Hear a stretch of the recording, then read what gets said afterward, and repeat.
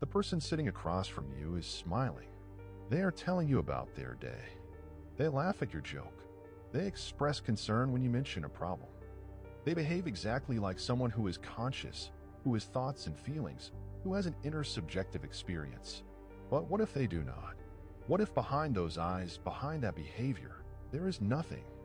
No experience, no consciousness, no inner life, just perfect responses to stimuli.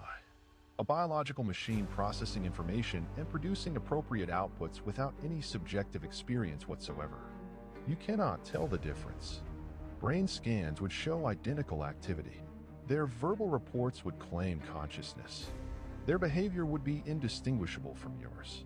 But internally, experientially, there would be nothing it is like to be them. They would be a philosophical zombie. And here is what keeps philosophers awake.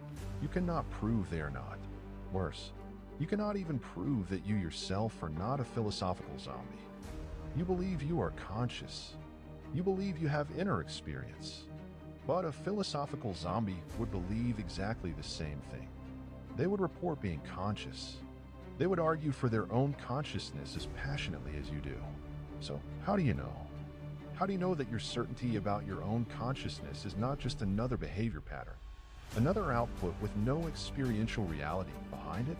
Philosophical zombies, often called P-zombies, are a thought experiment about consciousness and its relationship to physical processes.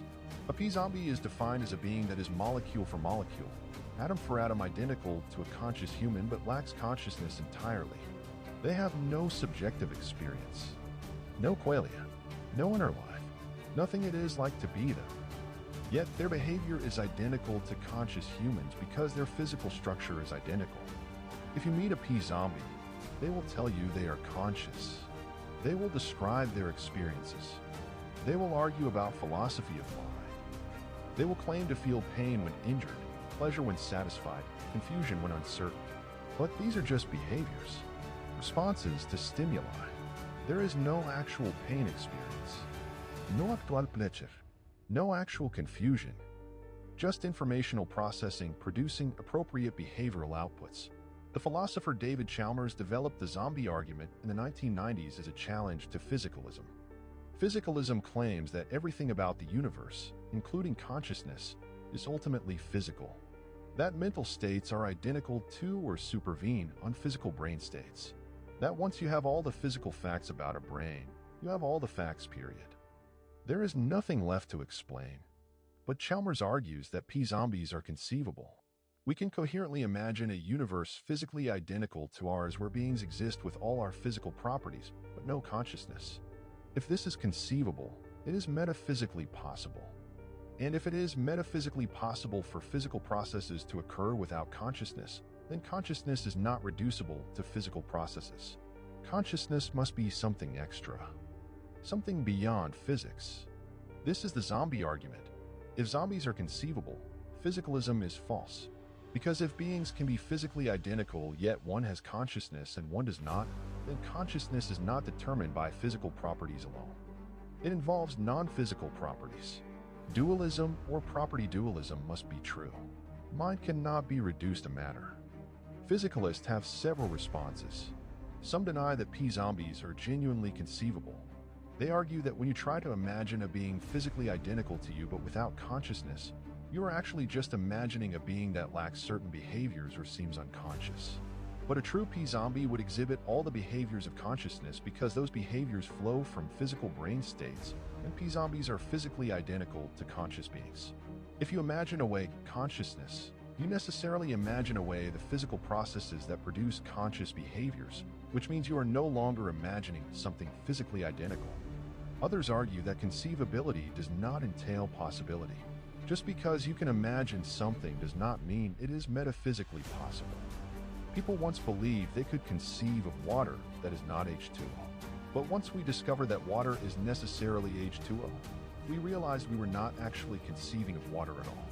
Similarly, maybe consciousness is necessarily identical to certain physical processes, and what we think is conceiving of zombies is actually conceiving of something that is not physically identical to conscious beings after all. But the zombie argument persists because it captures something deeply intuitive about consciousness. It seems like you could have all the physical facts about pain, about brain states during pain, about behavioral responses to pain, and still not know what pain feels like. You can know everything about the physics of red light, the neuroscience of color perception, and still not know what seeing red is like until you experience it. This suggests an explanatory gap between physical descriptions and subjective experience. And P-zombies make that gap explicit and unavoidable. Even if P-zombies are not actually possible, even if consciousness necessarily accompanies the right physical organization, we still face a profound epistemological problem.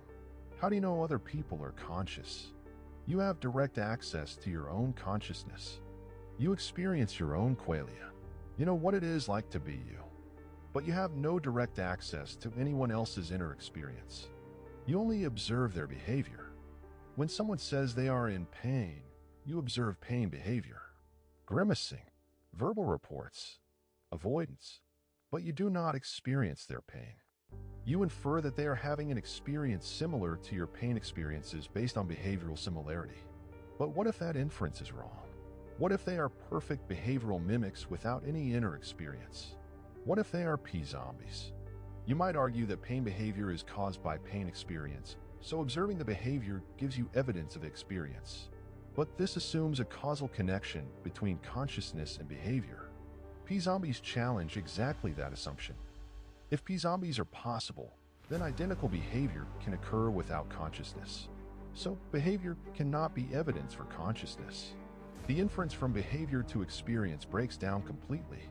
Some philosophers respond that we should trust our intuition that other people are conscious. That solipsism, the view that only you are conscious and everyone else might be a zombie, is too absurd to take seriously.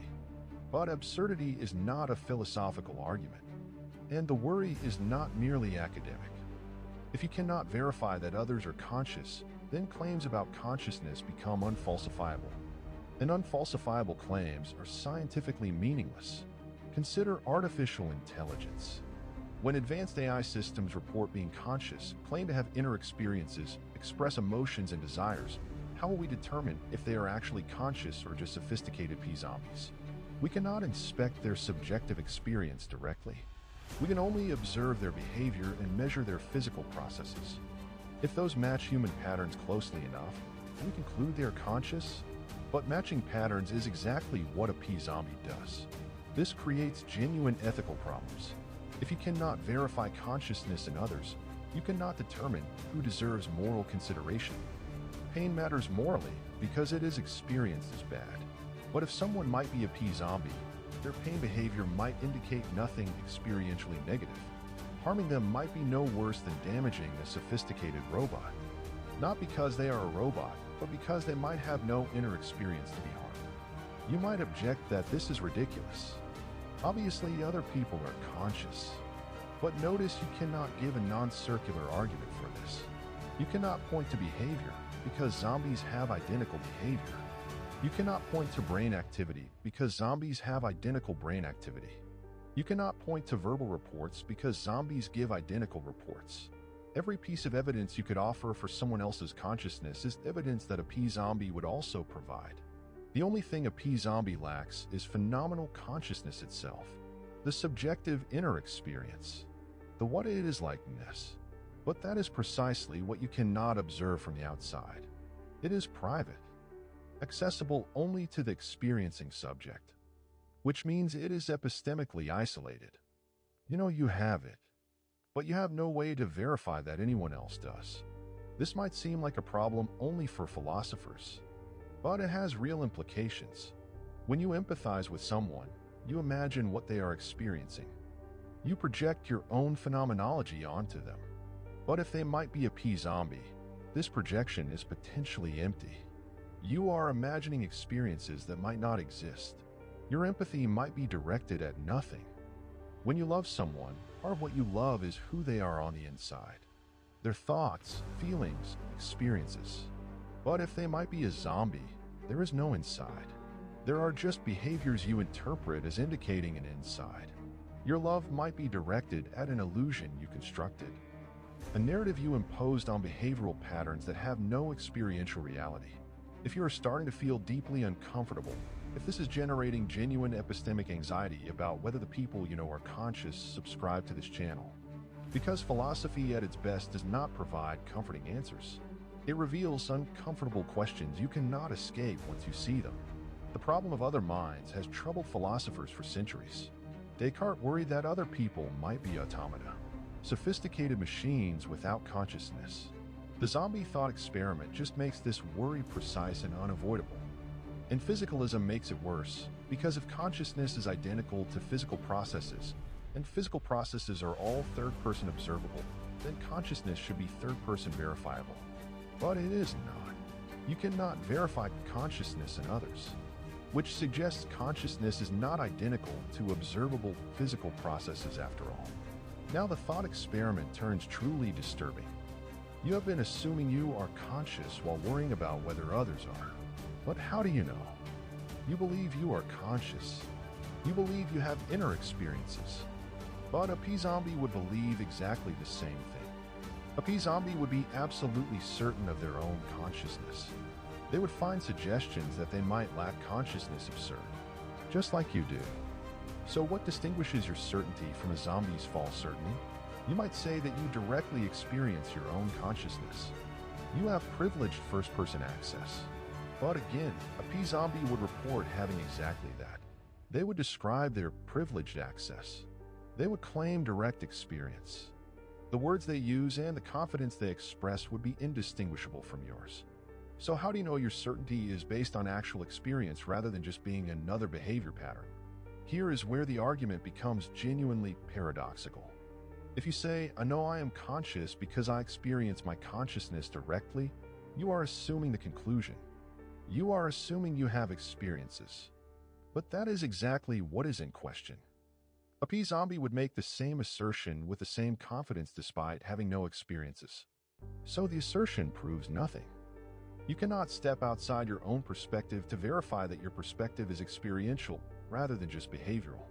You cannot observe yourself from a neutral standpoint to confirm that what you call consciousness is actually phenomenal experience rather than just information processing that generates reports about consciousness. Your certainty about your own consciousness might be unshakable, but it is also unjustifiable. You have no argument for it that a P-zombie could not equally give. Some philosophers argue this reveals that the P-zombie concept is incoherent. If there is literally no way, even in principle, to distinguish being conscious from being a zombie, then the distinction is meaningless. Consciousness without behavioral or functional difference is not consciousness. It is nothing. A distinction that makes no difference is no distinction at all. But this seems wrong. There is clearly a difference between having experiences and not having experiences. The difference might be epistemically inaccessible from the outside, but it is metaphysically real. What it is like to see red is different from nothing. It is like. Even if both produce identical behaviors and reports, the presence or absence of experience is a genuine fact about reality. Unless consciousness is not what you think it is. Unless what you call consciousness is just the disposition to report being conscious. The functional organization that generates behaviors associated with consciousness. And when you insist there is something more, something experiential beyond the functions, you are confused. You are reifying a fiction, creating a mystery where none exists. Daniel Dennett argues something like this. He claims that when we talk about consciousness as something over and above functional organization and behavior, we are falling for an illusion. There is no inner theater where experiences are displayed. There is no Cartesian subject witnessing Qualia. There are just information processing systems that monitor themselves and report on their own states. What we call consciousness is that self-monitoring and reporting, nothing more. If Dennett is right, then P-zombies are conceptually impossible because there is nothing for them to lack. Consciousness just is the right kind of functional organization. You cannot have the organization without having consciousness because consciousness is nothing but the organization. The zombie argument fails because it assumes consciousness is something extra, something that could be absent while leaving physical organization intact. But that assumption is false. But this seems to miss the entire point. The reason the zombie argument is powerful is precisely because consciousness seems to be something extra. It seems impossible to explain phenomenal experience purely in terms of functions and behaviors. There is an explanatory gap. And denying the gap exists just by stipulating that consciousness is nothing but function does not make the gap go away. It just refuses to acknowledge the problem. If P-zombies are possible, physicalism is false. Consciousness involves non-physical properties. But if P-zombies are impossible, we need to explain why. We need to show that consciousness necessarily arises from the right physical organization. That there is no possible world where you have the organization without the experience. But how do you demonstrate that necessity? How do you prove that matter arranged in brain like patterns must give rise to something it is like to be that pattern? You might appeal to emergence. Complex systems have properties that their components lack. Wetness emerges from H2O molecules that are not themselves wet. Life emerges from chemicals that are not themselves alive. Maybe consciousness emerges from neural organizations that are not themselves conscious. But emergence of this kind is just higher-level physical properties arising from lower-level physical properties. Wetness is still physical. Life is still physical. Emergent consciousness would be physical too. But phenomenal consciousness seems different in kind from emergent physical properties. It has a subjective, first-person character that no physical property has. This is why Chalmers calls consciousness the hard problem. Easy problems of consciousness are problems about functions, behaviors, cognitive capacities. These are tractable through standard scientific methods. Hard problem is why any of this feels like something. Why there is subjective experience at all. Why the lights are on rather than everything being dark. And the zombie argument makes the hard problem unavoidable. If you could have all the functions without the experience, then the experience is not explained by the functions. Something else is needed. Property dualism tries to bridge this.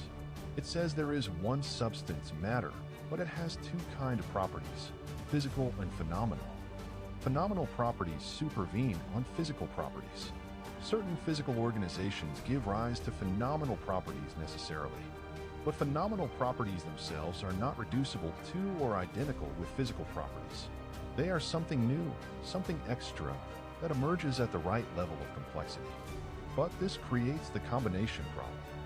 How do micro-level physical properties combine to create macro-level phenomenal properties? If individual neurons are not conscious, how does putting millions of neurons together create consciousness? You cannot just say it emerges, because that is not an explanation. That is just naming the mystery. What is the mechanism? What are the principles? If consciousness is genuinely non-physical, how does physical organization determine when and where it appears? And if consciousness is non-physical, how does it causally interact with the physical? When you decide to move your arm and your arm moves, that seems like consciousness causing physical effects. But if consciousness is non-physical, how can it alter physical trajectories without violating conservation of energy? Either consciousness is causally impotent, which makes it epiphenomenal and useless, or it does cause physical effects, which requires explaining how non-physical things push physical things around. Every solution creates new problems. Deny P-zombies are possible, and you have to explain what is wrong with an apparently coherent conception. Accept that P-zombies are possible, and you have to embrace either full dualism with all its problems or accept that consciousness is forever inexplicable. Argue that consciousness is purely physical, and you have to explain away the intuition that zombies are conceivable and the feeling that something experiential is left out of physical descriptions. Maybe the problem is not solvable because we lack the cognitive capacity to understand consciousness. Maybe our brains are not equipped to grasp how physical processes produce subjective experience the same way a dog cannot grasp quantum mechanics. This is Mysterianist, the view that consciousness is a genuine mystery beyond human understanding. We can recognize the problem, but we cannot solve it because the solution requires concepts we cannot form. But Mysterianism feels like giving up.